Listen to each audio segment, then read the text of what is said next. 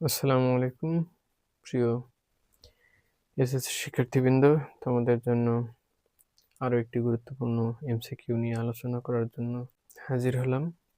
তোমরা এটি কিভাবে সমাধান করবে, চলো সে বিষয়ে কিছু কথা বলা যাক। এটার মান কিভাবে বের করব। আমরা প্রথমেই সূচকের উপরে সূচক যা রয়েছে তাদের গুণ করে দেব। আমরা জানি সূচকের উপর সূচক গুণ আকারে থাকে, তাহলে আমরা পাচ্ছি 1/2, অর্থাৎ 16⁻²। তাহলে আমরা 1/2 কে রুট আকারে লিখতে পারি, যেমনটা হয়ে থাকে।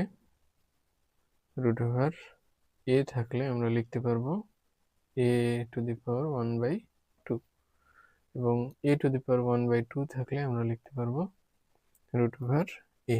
ঠিক একই রকম ভাবে আমরা 16⁻1/2 থাকার কারণে লিখতে পারবো √16।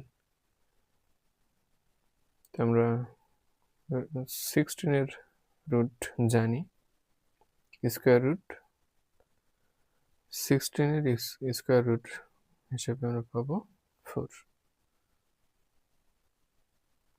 তো আমাদের অ্যান্সার 4।